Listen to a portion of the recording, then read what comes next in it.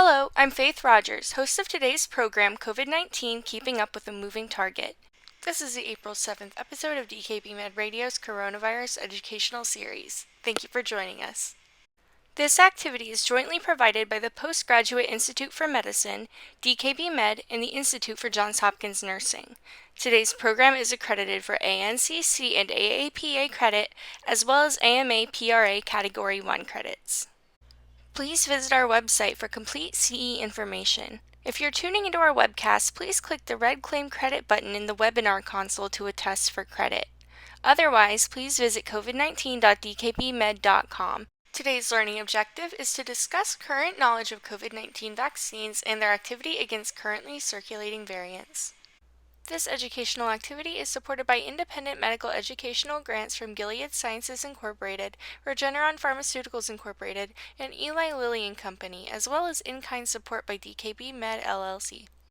All activity content and materials have been developed solely by the activity directors, planning committee members, and faculty presenters.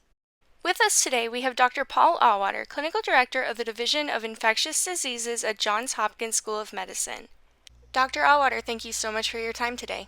Yeah, thank you, Faith. I think many in the infectious diseases communities and public health have been concerned about recent increases in the number of COVID-19 cases in the United States, but also in many other parts of the globe still suffering from the pandemic, especially Europe, India, and Brazil, for examples. Just last week, our Rochelle Walensky said that she was concerned about impending doom because of the beginnings of what appears to be another uptick in the COVID-19 cases. Now, this is tempered by the success that United States has now administered more COVID vaccines than any other country, but on a percentage basis, we're still behind the United Kingdom, for example, and Israel, which, given their smaller populations, makes this an easier affair. So this uptick does not look as dramatic as what we saw in November and last winter, but I think any upward trend is of concern, especially with the vaccine rollout going, I think, a bit faster than many had predicted if you had asked us in January or so. And the increases may be for many reasons that I'm not sure we could put a single factor down as an explanation, but it appears that 5 states, and those include Florida and Michigan, for example, are accounting for more than their fair share of these increased cases. People have mentioned a number of factors here, perhaps the viral variants, which do seem to have a longer period of infectivity in someone that's infected, offering more opportunities for transmission. Perhaps it's some of the loosening of guidance in some states, such as reducing mask wear. Others, there's been pointing to increased numbers in youth.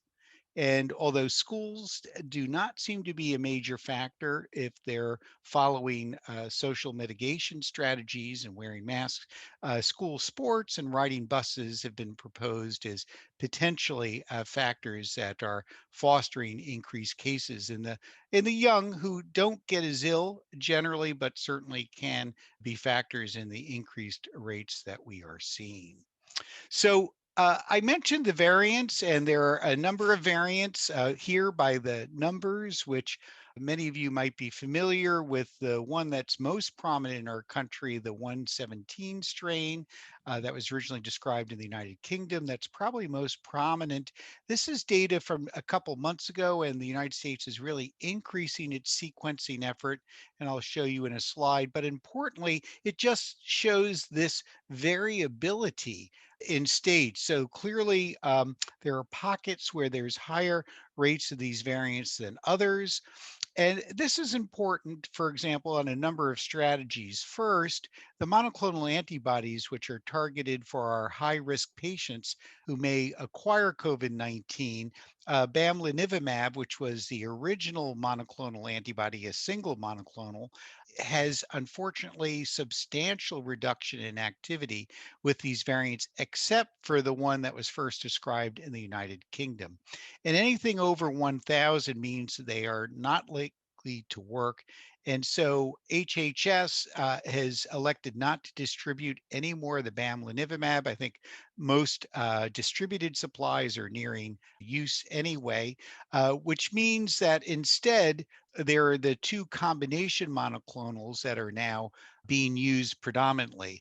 And on the right-hand side of the slide, you can see over time information from the Centers for Disease Control that suggests increasing percentages, especially of these variants. And again, because they're more transmissible, I think we're seeing a replacement of some of the earlier strains on a faster basis, as well as some homegrown variants that originated in the United States that we're not quite sure yet if they're more transmissible or have increased virulence, but that seems to be the case with 117. Now, importantly, for the monoclonal antibody aspects, the two combinations appear to have enough effectiveness.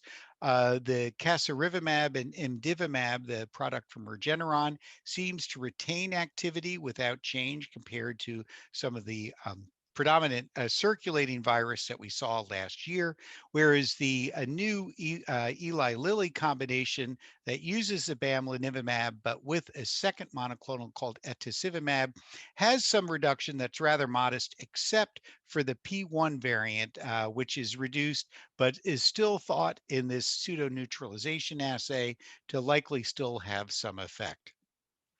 So that's just one impact of the variants. And I think that impending doom comment is a little bit of the race. It's a race that can we hold on for another month or to get more people immunized, because what we have seen, and this is just US data here, that the real world vaccine effectiveness, if you look at the last line, in these people who are healthcare personnel who had weekly swabs looking for the virus, found that it was 90% effective. So just really the same kind of values that we saw with the mRNA vaccines from Moderna and Pfizer. So this reinforces the perspectives that has already been seen, for example, in Israel, which has had higher percentages of immunization and marked decreases in case rates in that country. Now, where there's a little more trouble potentially is with some of the vaccines. And this is a very busy slide. And I'll show you what I would say are the take home messages here. But this was published recently as a letter in the New England Journal of Medicine and is just some of the preliminary looks that are examining whether sera from people that have been immunized can neutralize some of these viral variants. And I leave this here because you may want to look at this and get some more detail on how effective the vaccines have been in the trials, and then how some of these neutralization assays work. And I'll just mention, we think these neutralization assays are a reasonable surrogate for activity, but we're not exactly sure entirely. So what I would say is this, at least in the United States, the Pfizer, Moderna, and the Janssen, Johnson and Johnson vaccines all appear to have sufficient activity against the variants. This is great news, and I hope is a message that really reinforces that getting the vaccine will offer you protection even as this virus may evolve. The second is really more of a global concern, and that is the AstraZeneca vaccine, which uses a chimpanzee adenovirus vector, has marked reduction in activity against the variant that has a particular mutation. Some call it EEK, standing for E484K, that changes some configuration in the spike protein. And this reduction means that it may not have much activity at all.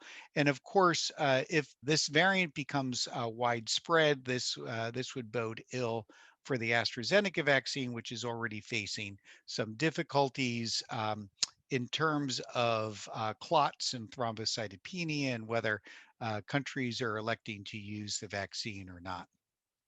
The last thing I'll mention is that other vaccines globally that are widely adopted, and that's the Sputnik 5 or V vaccine that uses two different adenovirus vectors. And most of the inactivated vaccines that China has developed, we don't have data against these variants. We only know that one of the vaccines produced in China, the Sinopharm, does appear to have sufficient activity against the 351 variant. Now, looking at this, I just thought this, modeling is something we talked a lot about early in the pandemic to try to help inform us on what kind of measures, such as lockdowns, were necessary.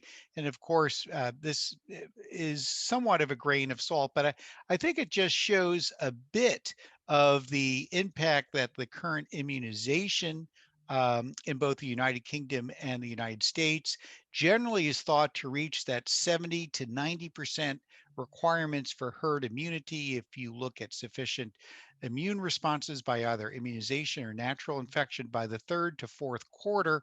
But it does appear that it may be a bit tougher sledding now with the variants. That perhaps with that increased transmissibility, the chances of getting herd immunity within this year may be less in these countries. And of course, we'll be revisiting these sorts of predictions regularly. So, Faith, I think we have a couple questions. Yes, we do. And our first question is, considering the efficacy of U.S. authorized vaccines against currently circulating variants, how likely is it that we will require annual COVID vaccinations or occasional boosters?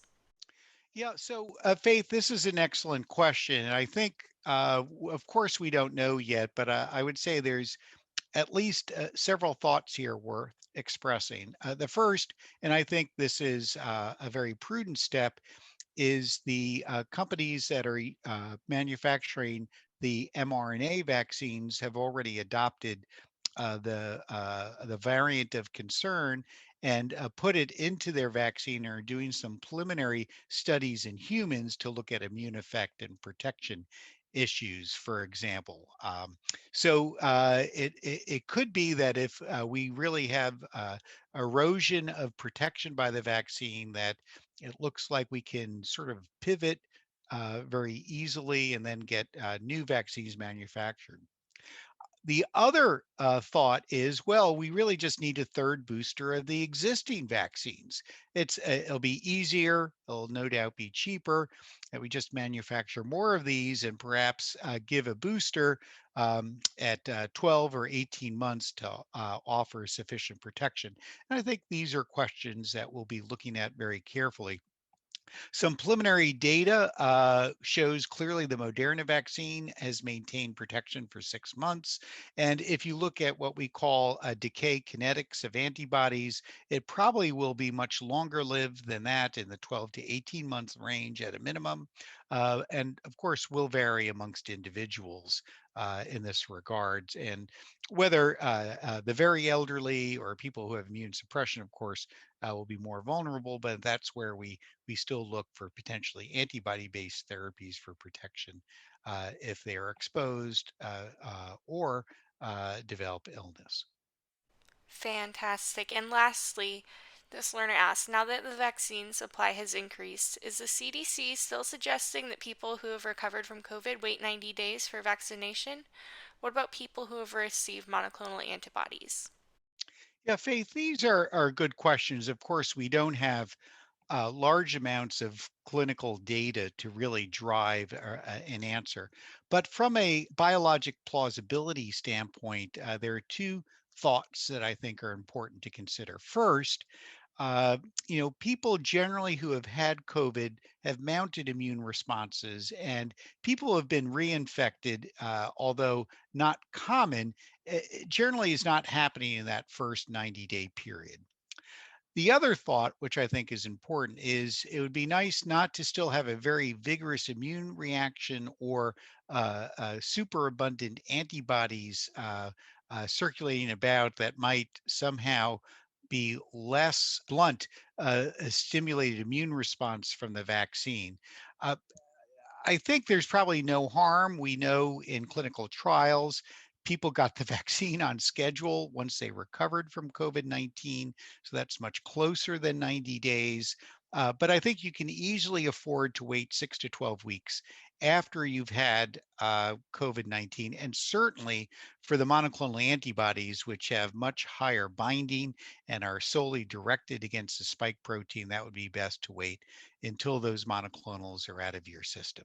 So, and I think that's why most people look at that 12-week mark before considering immunization.